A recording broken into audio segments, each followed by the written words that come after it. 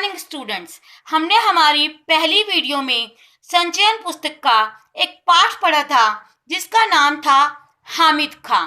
हामिद खां एक मुस्लिम व्यक्ति का नाम था जो कि तक्षशिला पाकिस्तान में अपना एक ढाबा चलाया करता था। वहां पर लेखक एस.के. पोटेकाट ने अचानक एक ढाबा देखा और जब वो वहां गया उस ढाबे पे काम करने वाले हामिद खां के साथ उसकी बातों ही बातों में मित्रता हो गई। आगे हम पाठ पढ़ते हैं। जैसा कि लेखक ने बताया कि भारत में हिंदू और मुसलमानों में कोई मतभेद नहीं किया जाता, तो वह उसकी बात सुनकर वह मेरी बात पर विश्वास नहीं कर पाया। मेरी मतलब लेखक की बात पर। मैंने उसे गर्व के साथ मतलब बड़े सम्मान से बताया, हमारे यहाँ हिंदू मुसलमान में कोई फर्क नहीं करता, सब मिलजुल कर रहते हैं। भारत में मुसलमानों ने जिस पर पहली मस्जिद का निर्माण किया था वह हमारे ही राज्य के एक स्थान कोंडुगलर में है। हमारे यहाँ हिंदू मुसलमानों के बीच दंगे नहीं के बराबर होते हैं। उसने मेरी बात को बड़ा ही ध्यान से सुना। काश मैं आपके मुल्क में आकर ये सब अपनी आंखों से देख सकता। जो हामिद खां था उसके मन में यह विश्वास था कि हिंदू मुस्लिमों से नफरत करते हैं, लेकिन लेखक की बात सुनकर उसे बड़ा अचंभा हुआ। क्या आपको मेरी बात पे विश्वास नहीं होता? मैंने पूछा। मुझे आपकी बात पर पूरा यकीन हो गया है, पर मैं इस पर ईमान नहीं कर सकता कि आप हिंदू हैं, क्योंकि यहाँ कोई भी हिंदू आपकी कही हुई बातों को इतनी फक्र के साथ एक मुसलमान से नहीं कह सकता।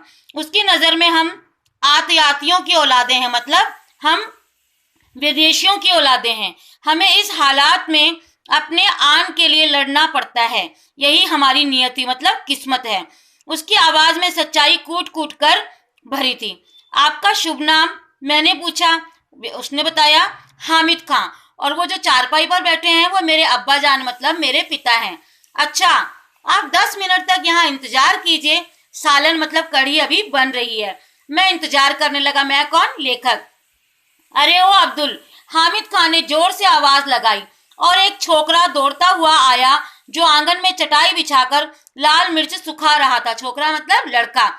हामिद खां ने पश्तो भाषा मतलब पाकिस्तानी भाषा का कोई एक लैंग्वेज होगी वहां की, उससे कुछ आदेश दिया। वह दुकान के पिछवाड़े की तरफ भागा। भाईजान, जालिमों की इस दुनिया में शैतान भी लुक छिप कर चलता है। किसी पर धौंस जमाकर या मजबूर करके हमें प्यार मोल नहीं ले सकते। आप ईमान से मोहब्बत के नाते मेरे होटल में खाना खाने आए हैं। ऐसी ईमानदारी और मोहब्बत का असर तो मेरे दिल में क्यों ना पड़े। अगर हिंदू और मुसलमान ईमान से आपस में मोहब्बत करते हैं तो कितना अच्छा होगा। धीमे स्वर में बोलते हुए वह अंगीठी से आखिरी चपाती उठाकर खड़ा हो गया। जो छोकरा पिछवाड़े की तरफ गया था उसने एक थाली में चावल लाकर सामने रख दिए। हामिद खां ने 3-4 चपातियां उसमें रख दी, फिर लोहे की तस्तरी में सालन परोसा। छोकरा साफ पानी से भरा एक कटोरा मेज पर रखकर चला गया। मैंने बड़े चाव से भरपेट खाना खाया। कितने पैसे हुए? जेब में हाथ डालते हुए मैंने हामिद खां से पूछा। मुस्कुराते हुए हामिद खां ने हाथ पकड़ लिया और बोला, भाईजान माफ कीजिएगा, पैसा नहीं लूंगा, आप मेरे मेहमान हैं। तो यहाँ इस पंक्ति में यह पता लगता है कि उस व्यक्ति के मन में धर्म को लेकर कोई ऐसा नहीं था कि वह धर्मनिरपेक्ष व्यक्ति था। मेहमान नवाजी की अलग बात है, एक दुकानदार के नाते आपको खाने के पैसे लेने पड़ेंगे। आपको मेरी मोहब्बत की कसम, मतलब जो 2 मिनट की उनकी दोस्ती थी।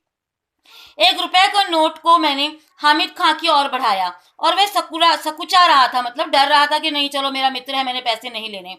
उसने वह रुपया लेकर मेरे हाथ में रख दिया। भाईजान, मैंने खाने के पैसे आपसे ले लिए हैं, मगर मैं चाहता हूँ कि यह आप ही के हाथों में रहे। आप जब पहुंचे तो किसी मुसलमानी होटल में जाकर इस पैसे से पुलाव खाएं और तक्षशिला के भाई अहमद खां को याद करना।